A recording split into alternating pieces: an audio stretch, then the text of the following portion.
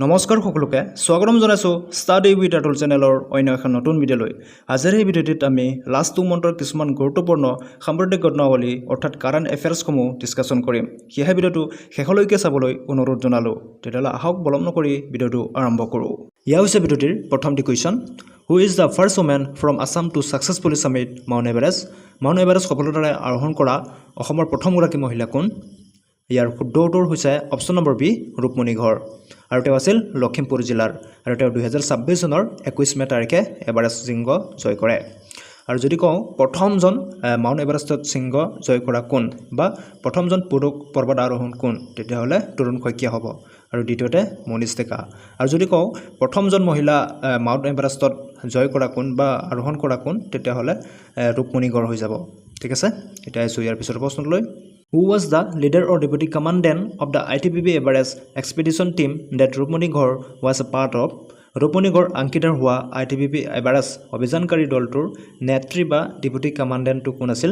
আমাৰ অপশ্যন দিয়া হৈছে বনিতা টিমুংপি, কৃষ্ণ দাস, নয়নমণি শইকীয়া, লাভলীনা বৰগোহাঁই। ইয়াৰ অপশ্যন কেইটাৰ ভিতৰত ইয়াৰ শুদ্ধ উত্তৰ হৈছে option A Banita Timungpi. Next question. Who broke the national 100 meter sprint record with a historical timing of 10.09 seconds at the Federation Cup? Federation কাপত 10.9 ছেকেণ্ডৰ ঐতিহাসিক টাইমিঙেৰে 100 মিটাৰ দৌৰৰ ৰাষ্ট্ৰীয় অভিলেখ কোনে ভংগ কৰিছে? আপোনাৰ অপশ্যন দিয়া হৈছে অম্লান বৰগোহাঁই, গুৰিন্দৰ বীৰ সিং, মহম্মদ আনছ আৰু Hima Das.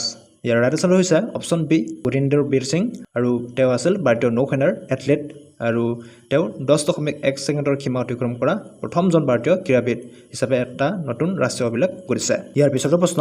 ৰেনোৱেন artist Pakhila Lekthepi was conferred with the Padma Shri award in 2026 is associated with which field? 2026 চনত পদ্মশ্ৰী বঁটাৰে বিভূষিত হোৱা প্ৰখ্যাত শিল্পী পখিলা লেখথেপী কোনটো ক্ষেত্ৰৰ সৈতে জড়িত?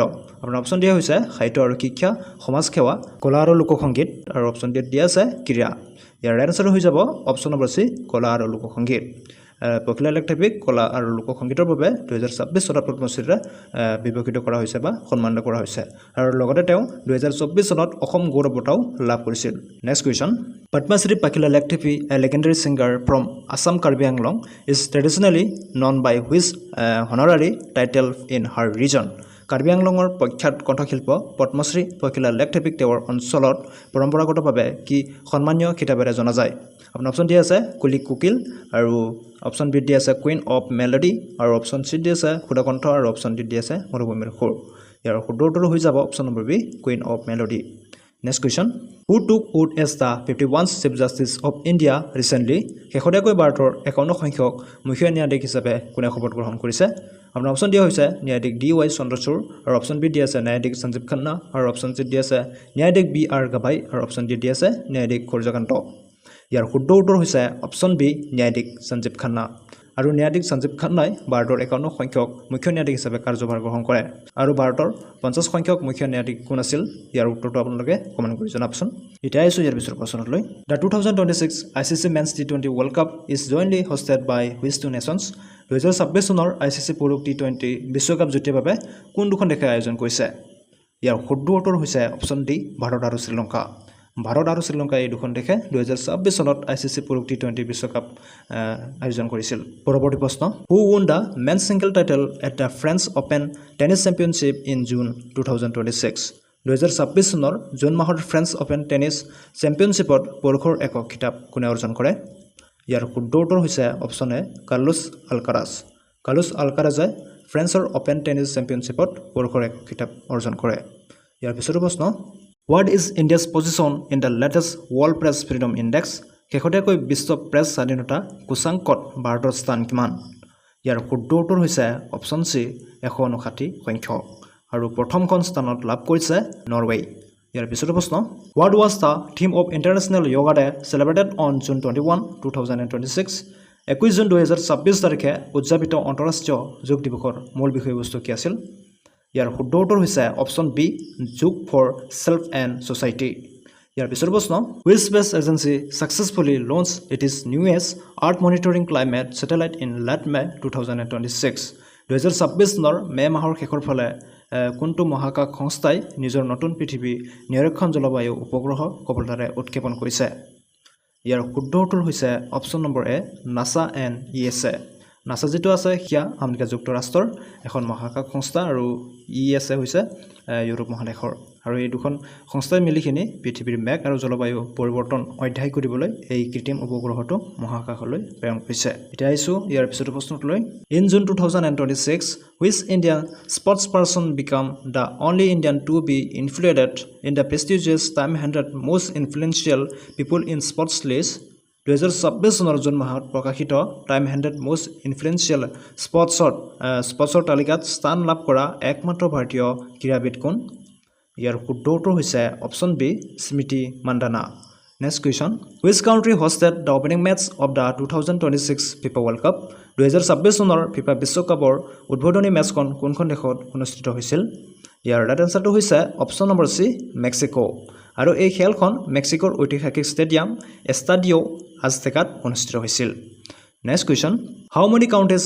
R co-hosting the 2026 FIFA World Cup for the first time and which stadium has been selected to host the final match ইতিহাসত প্ৰথমবাৰৰ বাবে কিমানখন দেশে 2026 চনৰ ফিফা বিশ্বকাপ যৌথভাৱে আয়োজন কৰিছে আৰু ইয়াৰ চূড়ান্ত বা ফাইনেল মেচখন কোনখন ষ্টেডিয়ামত নিৰ্বাচিত কৰা হৈছে ইয়াৰ ৰাইট আনসাৰটো হৈছে অপচন নম্বৰ বি তিনিখন কাউণ্ট্ৰি আৰু মেট লাইফ ষ্টেডিয়ামত আৰু এই তিনিখন দেশৰ নাম হৈছে আমেৰিকা মেক্সিকো আৰু কানাডা এই তিনিখন দেশে একেলগে আয়োজন কৰিছে আৰু এই ফাইনেল মেচখন আমেৰিকা যুক্তৰাষ্ট্ৰৰ নিউ জাৰ্চিৰ বিখ্যাত মেট লাইফ ষ্টেডিয়ামত অনুষ্ঠিত হ'ব এতিয়া আহিছো ইয়াৰ পিছৰ প্ৰশ্নটোলৈ the 2026 FIFA world cup features how many participating teams 2026 চনৰ ফিফা বিশ্বকাপত অংশগ্ৰহণ কৰা দলৰ সংখ্যা কিমান ইয়াৰ ৰাইট আনসাৰ হৈছে অপচন নম্বৰ সি 48টা next question This edition 2026 marks which number of FIFA World Cup tournament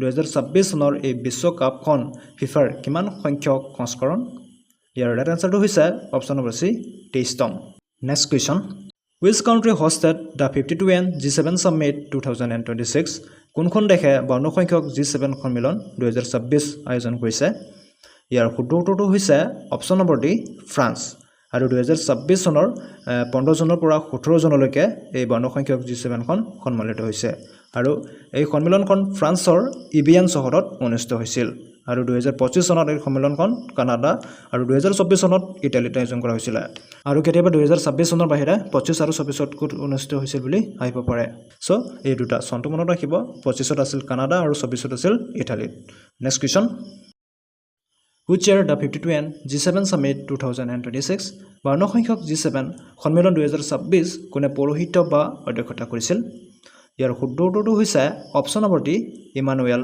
Macron আৰু তেওঁ কোনখন দেশৰ ৰাষ্ট্ৰপতি আছিল ইয়াৰ উত্তৰটো আপোনালোকে কমেন্ট কৰি জনাবচোন এতিয়া আছো ইয়াৰ পিছৰটো প্ৰশ্নটোলৈ Which book won the International Booker Prize 2026 কোনখন কিতাপে 2026 চনৰ আন্তৰ্জাতিক বুকাৰ বঁটা লাভ কৰিছে ইয়াৰ শুদ্ধ উত্তৰটো হৈছে option number B Taiwan travelogue আৰু এই কিতাপখন ইয়াং সুৱাংজিৰ দ্বাৰা ৰচিত next question In March 2026 Mayank Chakrabarty became the 94th chess grandmaster of India he is the first ever grandmaster from which state 2026 চনৰ মাৰ্চ মাহত ময়াংক চক্ৰৱৰ্তী ভাৰতৰ 94 সংখ্যক দবা গ্ৰাণ্ডমাষ্টাৰ হৈছে আৰু তেওঁ কোনখন ৰাজ্যৰ প্ৰথম গৰাকী গ্ৰাণ্ডমাষ্টাৰ ইয়াৰ শুদ্ধ উত্তৰটো হৈছে option number D Assam next question In June 2026 which country imported the first ever export consignment of Assam's famous horticultural GI product Tezpur Litchi 2026 চনৰ জুন মাহত অসমৰ বিখ্যাত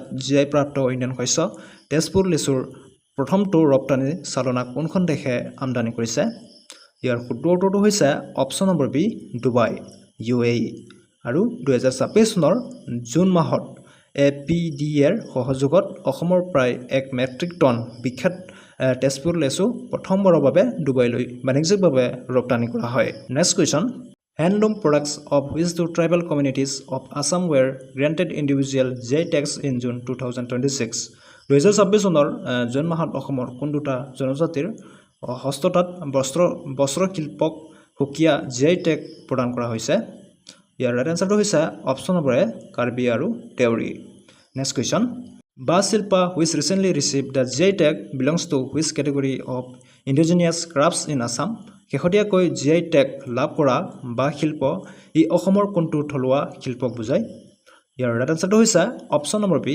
বাঁহ শিল্প অৰ্থাৎ bamboo craft next question which national financial institution supported and facilitated the JTAG registration process for the 4 new products of Assam in June 2026 2026 চনৰ June মাহত অসমৰ 4টা নতুন সামগ্ৰীৰ JTAG পঞ্জীয়ন প্ৰক্ৰিয়াত কোনটো ৰাষ্ট্ৰীয় বিত্তীয় প্ৰতিষ্ঠানে সহযোগিতা আৰু সহায় কৰিছিল ইয়াৰ সূত্ৰটো হৈছে অপশ্যন নম্বৰ সি নবাৰ্ড আৰু আপোনালোকে নবাৰ্ডৰ ফুল ফৰ্মটো আপোনালোকে কি হয় কমেন্ট কৰি জনাবচোন which traditional musical instrument of Assam made from buffalo horn received the JTAG in June 2026 মহৰ শিঙৰে পৰা তৈয়াৰী অসমৰ কোনটো পৰম্পৰাগত বাদ্যযন্ত্ৰই 2026 চনৰ জুন মাহত JTAG লাভ কৰিছে আপোনাৰ অপশ্যন কেইটা দিয়া হৈছে ডবা গগনা বিহু পেপা আৰু কুটলি আপোনালোকে এই চাৰিটা অপশ্যন কেইটাৰ ভিতৰত কোনটো শুদ্ধ উত্তৰ হয় কমেন্ট কৰি জনাব ঠিক আছে আৰু আন এখন নতুন ভিডিঅ লৈ লগ পাম বুলি আশা ৰাখিছো ধন্যবাদ